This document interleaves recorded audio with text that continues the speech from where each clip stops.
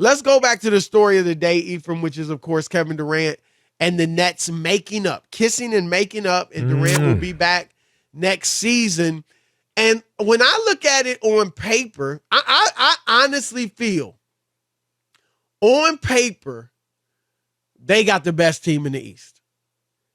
Because Kevin Durant, I think Kevin Durant, Kyrie Irving, well, Kevin Durant's better than Jason Tatum. Even though Tatum got the best of him in the playoffs, KD's better. I think some people might go with Jaylen Brown over Kyrie because of the defense, but I would go with Kyrie over Jaylen Brown. And then Ben Simmons, okay, Time Lord brings something as a role player.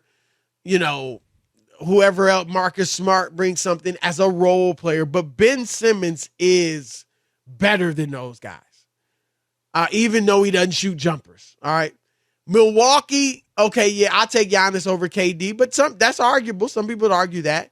And then Kyrie is better than Drew Holiday, or Chris Middleton's nice. But, you know, like Milwaukee is very good, but I think you can certainly argue that the Nets' big three is better than Milwaukee's big three. And they both, you know, Nets got a nice deep cast of role players. They added TJ Warren, Royce O'Neal, still got Patty Mills, Seth Curry. I mean, they got talent. But I'm not writing them out. I'm not making a pick tonight, right? We got plenty of time for that. But I will say this, Ephraim, and while I give them, you know, you got to say with that talent that you can't write them off in the East. But my problem with the Nets, and the reason why right now I don't think that they would win the championship is because of what's between the ears. Right. All three of their leaders, their best players, let's put it that way. Baggage. Yes. Ben. And we heard Brian Lewis of the New York Post say Ben's ready physically. Yeah, he ready physically. Can we, honestly, can any of us, including Ben Simmons, say without beyond a shadow of a doubt that he's going to be ready for the season? No. Right? Like, would you be shocked? I would be ticked off. I would be offended if he doesn't play game one because of mental, you know, issues or whatever. But I wouldn't be surprised. No, I wouldn't be surprised at all. I think that's why, for me, on paper, I'd take the Boston Celtics or Milwaukee Bucks over Brooklyn, even on paper. Well, now, are you including, because I'm not including the mental issues when I say on paper. If you are, then I'm with you. But if you take those out, if you can. I'm still picking the Boston Celtics for the fact that all 12 players on that team play defense. Right? We know their athletic and offensive abilities, but every single person on that team plays defense. And the only way you do that is if you're coached to. Right? And they buy into it. It's become, you know, in an offensive league, it's become an outlier. We saw what it did in the playoffs to teams.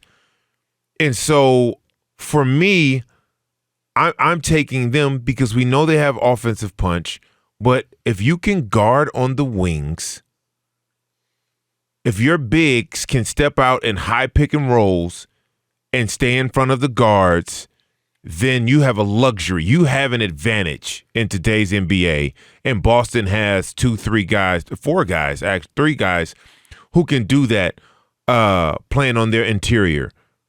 To me, and they've been playing together. They're a team, they're a unit, and they've all bought into the same system. To me, that outweighs all of the things Brooklyn is bringing to the table. All right, with that said, Brooklyn lost that series, and they got swept, no doubt about it. Yeah, right? they didn't lose it. They got whooped. Well, they lost all 4 games by a total of 18 points. It is what it is. You get swept, but you get whooped. But they didn't get whipped. I don't think if you get whipped. Swept, you get whooped. I don't think they got whipped. And here's why. Like, you're right. They got swept. I mean. But 18 points. If Jason Tatum, and Durant has to own it because he made a defensive mistake in game 1 at the end. But if Jason Tatum doesn't hit that buzzer-beating layup, that might be an entirely different series. We know Brooklyn had a couple of those games. I won't say have you ever dominated them, but had them. Have you ever heard this term? If was a fifth, we'd all be drunk. I get it. I get it. If you were taller, you may have, been able to hoop. I get it, but I'm just saying, with all the mess that Brooklyn had going on, Ben Simmons ain't there. Kyrie's fasting for Ramadan and probably didn't have as full of energy as you would hope. He wasn't himself either. He didn't, after that game 1, he didn't play that well. Durant didn't look good. Like, with all the issue, and I don't think Durant mentally was there. Well, it looked like they didn't trust each other on the court. That's the thing. I agree. And they didn't help. They got no help from Steve Nash. No plays drawn up, right, to get Durant an easy shot, get Kyrie an easy shot, none of that. Yeah. And so with all that, though, it still was close. But look, I'm not mad at you because I think like I said, if I go on paper and take away the mental issues, I think Brooklyn's the most talented team in the East. Well, you still got it. What do you think? Is it salvageable? I think Kevin Durant, for as great as he is not a leader and he doesn't have the intangibles to lead a team. None of the best players do. Kyrie is the strongest personality. He's a strong personality. But he is the number one guy who will alienate a locker room. Right. Like, he can't, because he's the strongest personality and because your best player just doesn't want to take that mantle, Kyrie's going to set the culture by default. And that's not going to be a great culture. Ben Simmons don't talk to his teammates. I don't know if they, I don't know if they even like him. Right? He don't talk. I heard a story in Philly that the locker room was somewhat split. I mean, they tried to make nice and everything, but it was somewhat Joel, Ben. But guys were like, well, Ben don't really talk to nobody though. It's you're almost on the Joel side because of default. Because Ben just ain't like, and so their chemistry or lack thereof, their lack of leadership, I think those are the things that will bite them. And the fact that Nash isn't a great coach, those will bite them in the end. And all that said, Ephraim, they almost beat the Milwaukee Bucks 2 years ago with James Harden playing on one leg and Kyrie Irving injured. Yeah, they almost did. And I know they got swept, and you're right, they got swept. But it was by 18 points all 4 games. Like, yeah, we can't keep making excuses for talent that doesn't show up. It's they like Deontay Wilder. If they catch you, you going down. Yeah, but it's harder and harder to catch somebody. Agreed. Right? It's harder and harder to catch somebody. They can't box. The other team is training too. Right? They know how to get out of the way. And they know how to exploit your weaknesses. They make Brooklyn play individual basketball. Well, that is a defense. That is a defensive tactic. Right? Let's let them do their thing. Because eventually they're going to run into a wall, which we saw time and time again in that Boston series. Yeah, you come out, you go crazy, 50, you can do all of that stuff. But when it comes down to it at the end of the game, right, when you really got to make coaching adjustments and changes, they knew that they had the upper hand, them being Boston. Right. And I don't see what's changing moving forward. They have to, and it may, look, we know last year at the end of January, the Boston Celtics had a come-to-Jesus meeting. Players only. From that time until the finals, they were the best team in basketball. Mm-hmm. Right? Hands down.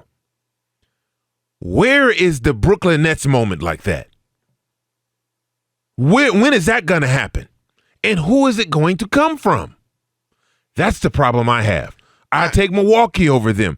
We know what's going on in Milwaukee.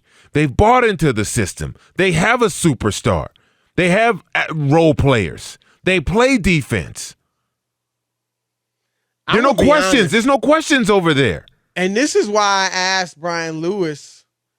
First of all, and I know he's a coaching advisor for the New Orleans Pelicans right now. One, I would bring back Mike D'Antoni. And D'Antoni ain't perfect. D'Antoni has his issues. I don't mean, obviously, Nash is the head coach, but bring back D'Antoni as the first assistant. Get that offense clicking.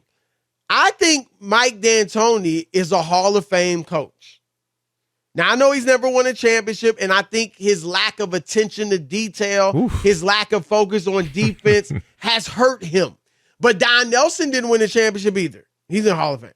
Like, I think Mike D'Antoni played a significant role in changing basketball. Yeah, he did. So I think he deserved. For the worst, but yes, okay. Well, hey. But I think you bring, and then I think you have to get he was the somebody on defense. They had Ime Udoka, right? They got to get somebody like that to coach the defense. And I know they have guys, but it's not a lot of emails out there. It's not a lot of them. Whoever they have isn't getting it done. I just, like, those are the things they need. Mike D'Antoni, I disagree with you on that. Mike D'Antoni was the death of the two-way player. Because, he didn't You mind. still have two-way players. Yeah, but I'm talking about now you have teams without them. That wasn't the case. Right, you got to play offense, you got to play defense. You got to come in. He was like, we don't have to play any. I don't care if anybody plays defense. Right? We're going to outscore them. We're going to outshoot them. We'll shoot 63s. We'll shoot 73s, whether they're going in or not. And what that style of basketball has shown, even when Steve Nash was there and winning the MVPs with Phoenix, it doesn't translate deep into the playoffs. Because you got to be able to get stops eventually. Well, what killed that team the year they lost to San Antonio? Remember the suspensions? Yeah. And that's why I mean his lack of attention to detail. Yeah, yep. His players got off the bench. Mm-hmm. The Popovich's didn't, right? With the brawl. But I think they would have won the champion. I think they would have won that series and the championship had not happened. Because who won it that year? I think that was year San Antonio beat Cleveland, if I'm not mistaken, 07. I think they would have beat LeBron and the Cavs in 07. I don't know. I hear you. Look, the bottom line is they haven't done it in the playoffs. Yeah. They didn't. So you definitely within your rights to say they didn't get it done. We can, like you said, if it's a fifth, man, we all be drunk. We be toe up in here. Inebriated. All right.